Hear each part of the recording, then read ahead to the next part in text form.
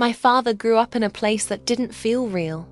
A forgotten hollow, deep in the Appalachian Mountains, where the trees swallow the daylight before evening, and the roads twist like serpents that don't want you to find where they end. He worked himself raw to escape that place. He used to say it wasn't fit for raising children. And the way he said it, like he was warning someone, used to unsettle me even before I understood why. He never spoke to his family after he left. Not for years. Not until I was born. It was an old friend, I think a man named Clyde, who told my grandparents they had a granddaughter. That's when the letters started coming. Short at first, polite, written in a kind of handwriting that looked like it had crawled out of another century. Then came the phone calls. Mama used to say she could barely understand my grandmother's voice, that it sounded like the words were trying to claw their way out of her throat. I didn't meet them until I was 5. That summer, my parents both took time off work to drive into the mountains. I remember it in pieces, like faded film left out in the sun too long. The first half of the trip was fun gas station snacks, roadside museums, even a stop at the world's largest rocking chair. But the deeper we went, the heavier the air became. The trees started leaning in closer, pressing against the car like the forest was breathing with us. The sunlight disappeared behind the canopy, and all the road signs and power lines just stopped. No gas stations, no cell service, just woods, and the faint sound of wind whispering through miles of leaves. When we finally reached my father's hometown, it barely qualified as a town at all. A handful of cabins sagging together at the base of the mountain, like they were hiding from something. My father said every family there was kin one way or another. The way he said it made my stomach twist. But what I remember most weren't the people. It was the bones. Everywhere you looked, bones. Deer skulls nailed above doorways. Antlers arranged like crowns over windows. Strings of rib bones and teeth hung from trees, clattering softly in the wind. Even the babies had rattles filled with bone beads. There was a boy my age wearing a necklace of teeth. I reached out to touch it, and my father snapped his voice sharp, not angry but scared. "Don't touch that," he hissed. Later that evening, I heard him arguing with my grandparents outside. Their voices carried through the heavy summer air, and when my father said, "I left so she wouldn't be part of this," something in his voice cracked. I didn't understand what this was, but even at 5 years old, I knew it was something bad. We were supposed to stay a few nights, but before dinner, Mama bundled me into the car. We sat there, waiting, while my father stayed behind. When he finally came out, his hands were trembling, and his eyes were red. He didn't say a word on the way home. I didn't see them again until I was 10. My father got a phone call his grandfather had died. He said he had to go back for the funeral. I begged him to take me. Maybe I wanted to understand where we came from. Maybe I just wanted to know why the mountains haunted him so much. Mama didn't want me to go. She looked at him like she already knew it was a mistake. But she didn't stop me. The road looked the same, only heavier this time, like the mountain remembered me. The funeral was in a clearing behind my grandparents' cabin. There was no church, just a rough wooden box in the dirt and people whispering words I didn't understand. My father and his brothers passed around a cloudy jug that smelled like vinegar and blood. It burned my nose, sharp and sour, and beneath it, something metallic and sweet lingered in the air.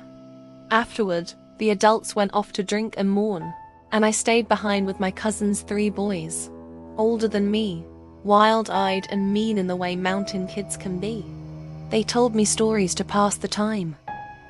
One of them I'll never forget. They called it the Bone Eater. They said it was something older than the hills themselves. A demon that fed on the lost.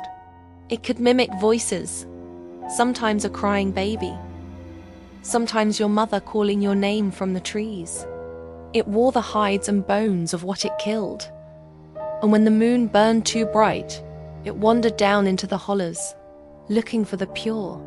They said if you ever heard your name whispered from the woods, you were already his.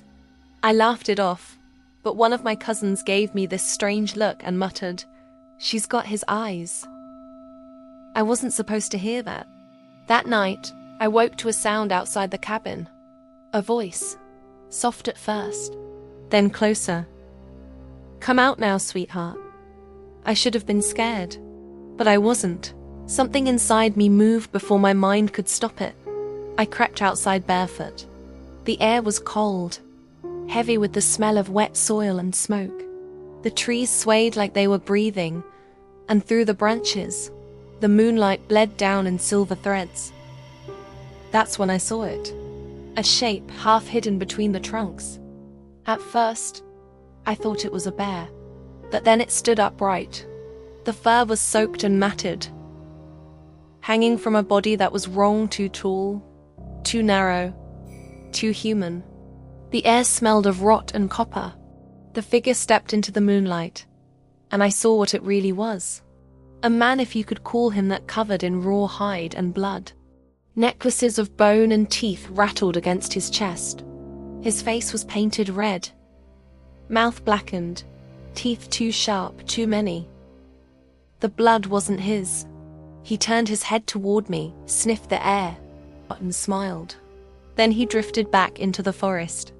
Something inside me ached to follow. There was a trail, a glistening, dark line leading through the trees. I followed it. It led to another cabin. The door was open. The silence was thick and humming, like the forest was holding its breath. I stepped inside, and I saw them. A woman, 3 children, an old man, torn apart. The woman's head hung by a few thin strips of flesh, her eyes wide and glassy. The children were shredded, broken things. The old man sat with his insides spilled into his lap, his face peaceful, as if asleep. Then I felt it, a breath, warm, wet, right behind me. I turned.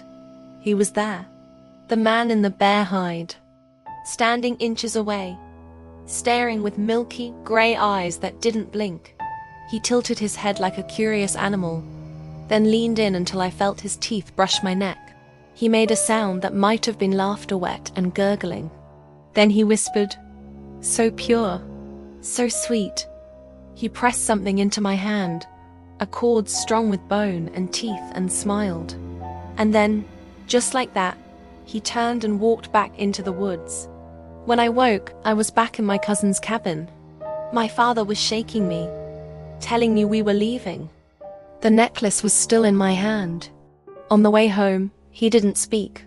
Later, he said one of the families was taken by an animal, but he never said more. Whenever I asked about it as I got older, he'd just look at me with that same haunted stare and say, "You don't go back up there. Ever." He meant it. And I didn't. Not for years. But I never forgot the man in the woods. The way his voice crawled into my dreams. The way the air still smelled like copper and decay when the wind blew just right. I still have the necklace. Sometimes, when the house is quiet and the night feels too long, I take it out from the box where I keep it hidden. When the bones press against my skin, I can almost feel his breath again, hot and damp against my throat. And when the wind rises, carrying the hiss of the trees through my window, I swear I hear him whispering my name. Sometimes, I want to answer. Sometimes, I want to follow the sound back into the dark. Would he still think I'm pure? The box beneath my floorboard says otherwise. It's filled with ribs, teeth, not animal ones. I don't fight it anymore. I can't. It's in my blood. He made sure of that. And when the moon burns too bright, I hear him calling again. And I always answer.